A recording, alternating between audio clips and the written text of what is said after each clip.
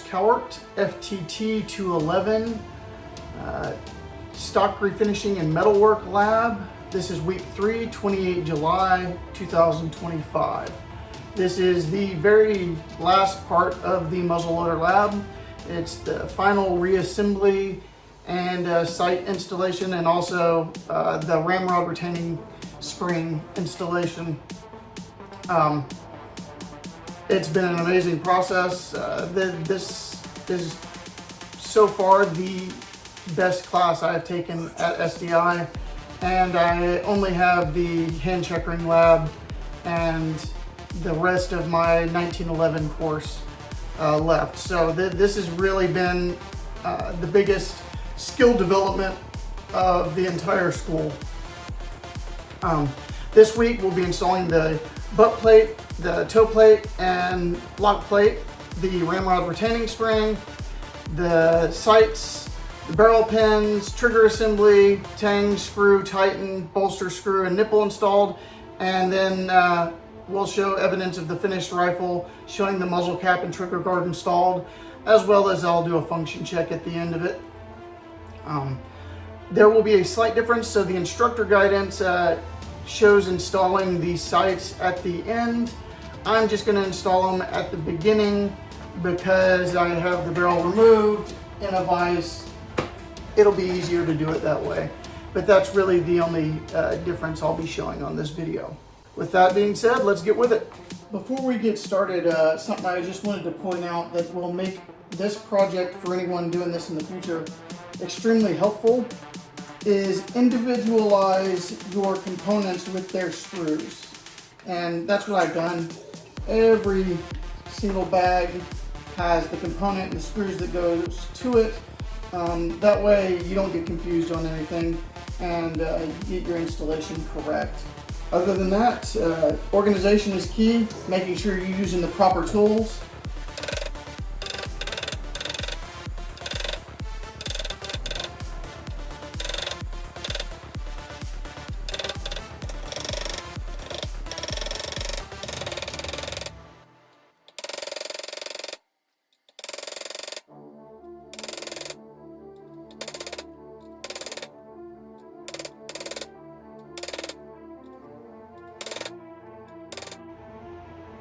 And as we can see,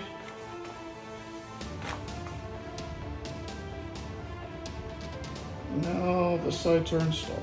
So now we're going to install the butt plate and toe plate.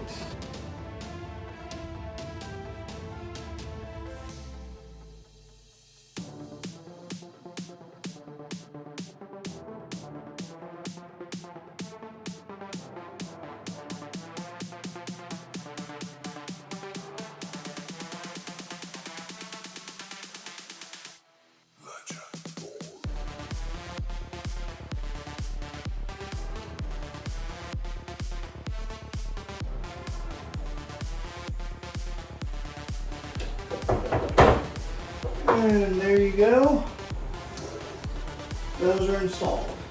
So now we're going to install the retainers for the Ramrod.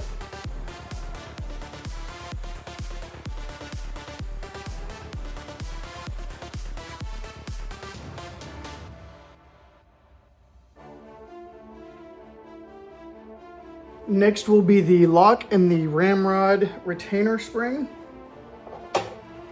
So we'll just get this guy set in here.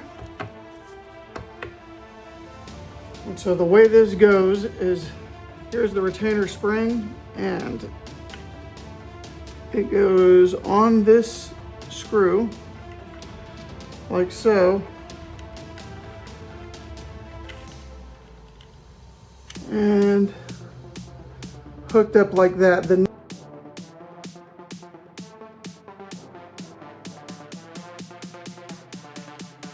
There you can see the screw.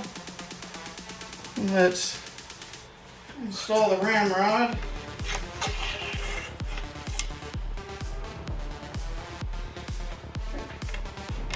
And there you go, that's how it's going to sit.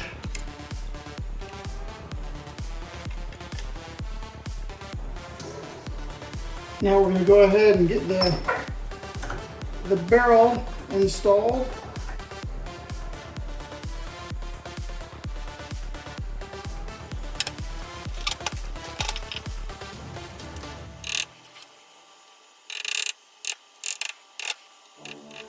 I will say the drift pins for the barrel tenons, they should have gave us longer ones. I'm just leaving mine flush on this side. They're still through the barrel tenons, but it's a significant gap. I'm going to eventually change those out with longer pins. Now we're going to install the trigger.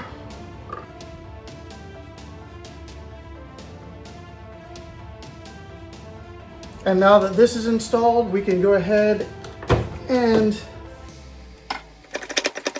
install the final screw for the barrel. Okay, let's do a quick functions check before we get too much further in this. Half cock, full cock, fire. Okay, function check is good. Okay, now we're going to go ahead and install the trigger guard.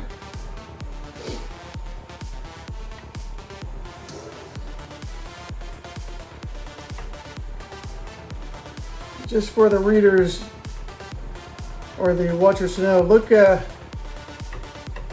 how much this thing can be off.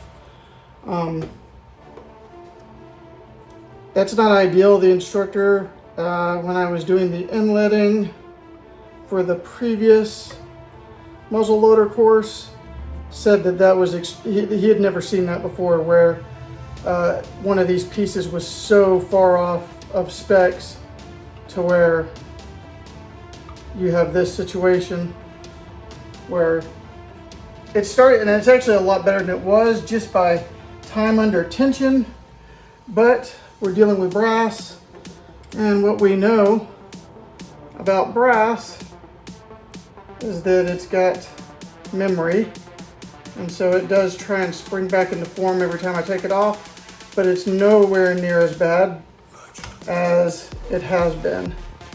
The main part that makes it difficult is it fights the screws as far as it's trained to twist and turn, and makes it really easy to slip out of the screw slots and more your finish.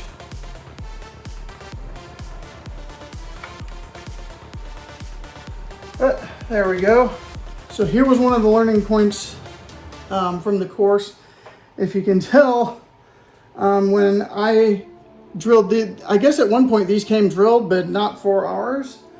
And that caused me, I did so well with the barrel tenon measurements, but I screwed this up here. As you can see, it's basically like a screw notch at the end here and only one viable screw. So sadly, that's one of the mistakes I made. Measure, measure, measure again is my advice on all that.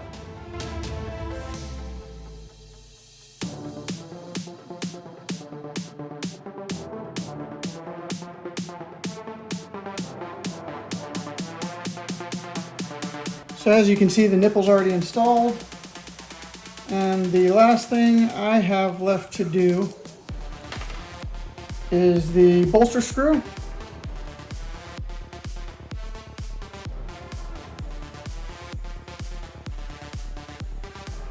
And there we go. And that is the put together rifle.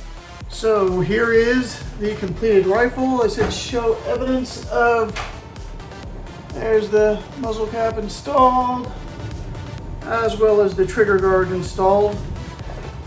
I'm gonna get a look at the coloring of the rifle. I really like how it came out.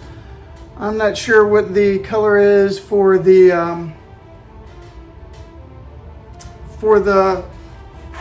stain that they give, but I was happy with the mixing and matching between the gray smoke and then the gun stock that they came with. Throughout the video, I talked about any issues I had at each part of the process, things to look out for, things I messed up. So with that being said, I just want to go ahead and do a real quick function check on this guy. So There is half cock, full cock, and fire. And now that that's done, that's pretty much it. This was by far my favorite course in the school. Lots of hands-on work, some frustration, but everything was new to me. I had no experience working with wood, no experience working with metal, no experience staining, no experience finishing barrels, drifting sights, you name it. Very little equipment experience. I bought that drill press specifically for this school and learned how to use it along the way. It's been an amazing experience, and like I said, I believe this course is a cornerstone for really getting your feet wet as far as having the confidence to start really working on something.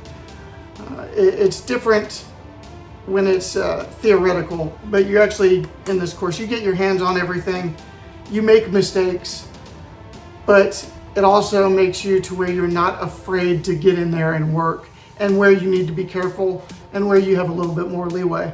So again, absolutely fantastic course. I highly recommend it. And that is it. Muzzleloader Lab